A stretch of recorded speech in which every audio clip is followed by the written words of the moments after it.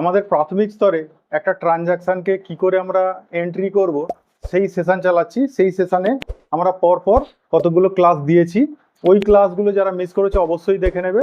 এখন তোমরা যারা প্রাথমিক স্তরে সবেমাত্র তোমরা কমার্সে এসেছো, তোমরা যখন শিখছো যে আমরা ট্রানজাকশনগুলোকে কি করে আমরা অ্যাকাউন্টিং এন্ট্রি করব, তা সেই এন্ট্রিগুলোই আমরা এই ক্লাসে শেখাবো। দেখো এখানে আগের দিনকে আমরা অনেকগুলো ক্লাস করেছি, অনেকগুলো ক্লাসে সেখানে আমরা বিভিন্ন রকম ট্রানজাকশনগুলো লিখছিলাম।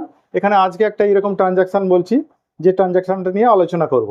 দেখো এখানে বলেছে goods purchased by cheque of rupees 15,000। Goods purchase করেছি চেকে 15,000 টাকা নিয়ে।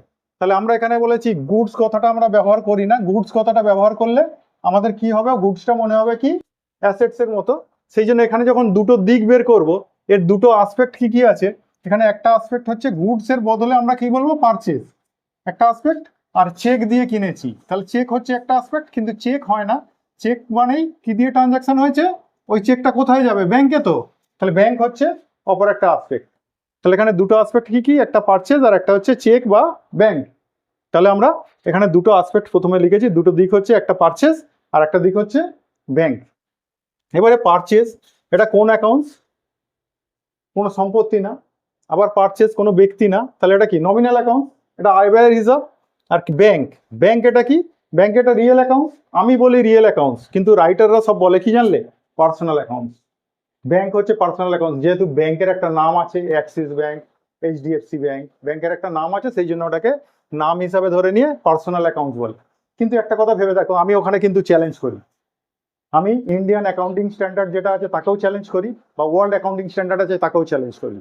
যে আমরা যখন ব্যাংকে টাকা রাখছি, সে আমার এইচডিএফসি ব্যাংক হতে পারে, অ্যাক্সিস ব্যাংক হতে পারে, ইন্ডিয়ান ব্যাংক হতে পারে, ইউকো ব্যাংক হতে পারে, যা হতে পারে, দেনা ব্যাংক হতে পারে, ব্যাংক অফ বরোদা হতে পারে, যা হতে পারে, স্টেট ব্যাংক হতে পারে।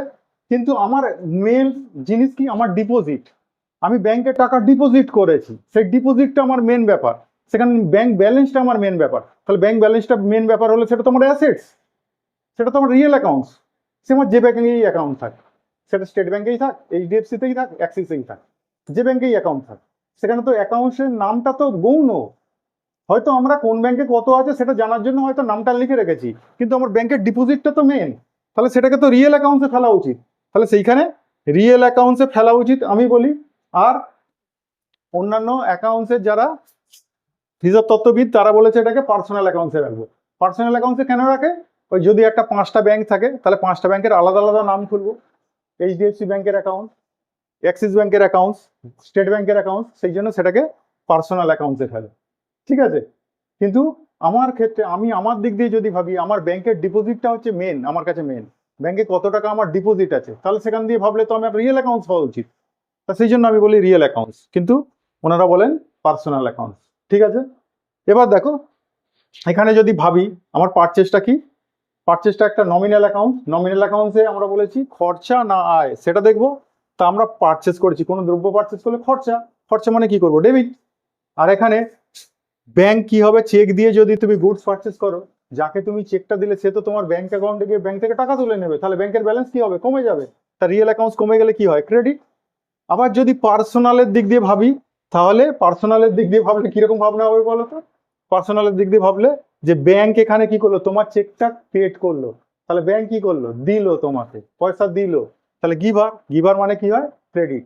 এখানে কি ব্যাংক দিল বলো, আমারই টাকা, আমারই চেক, আর একটা লোককে সেই পেমেন্টটা করে দিয়েছে, তাহলে ব্যাংক কি এখানে দিল, তার পকেট থেকে দিল, যে তাকে ক্রেডিট করবো।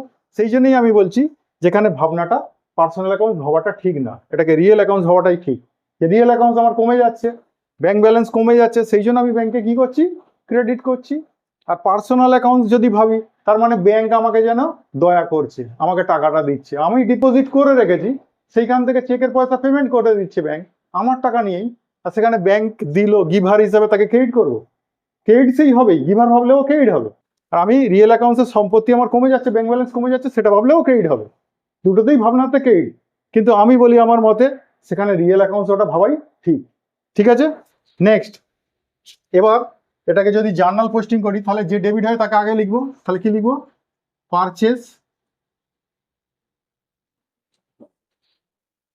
অ্যাকাউন্ট ডেবিট, আর ব্যাংক ক্রেডিট। তো তাহলে ব্যাংকটাকে একটু ছেড়ে দিয়ে লিখবো, যেখান থেকে ডেবিট শুরু করবো সেখান থেকে একটু ছেড়ে দিয়ে লিখবো ব্যাংক, আর এখানে ডেবিটের নিচে অ্যাকাউন্ট দেবো, 2 দেওয়া আছে মানে ক্রেডিট দিতে লাগবে না।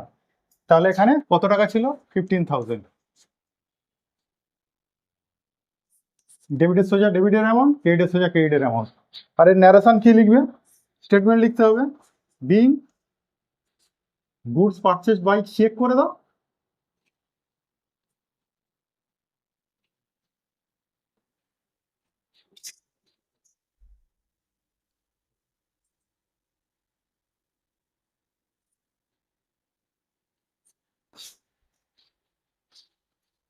ঠিক আছে, তাহলে দেখো এটা একটা ট্রানজাকশন, চেক দিয়ে যদি হয় তাহলে সেই ট্রানজাকশন গুলো কিরকম ভাবে পোস্টিং করবো, মানে কিরকম ভাবে এন্ট্রি করবে সেটা দেখালাম। পরের ক্লাসে আবার একটা এরকম কোনো জার্নাল এন্ট্রি নিয়ে আলোচনা করব। পরের ক্লাসে আবার দেখা হবে। আজকের মতো এটুকু, টাটা।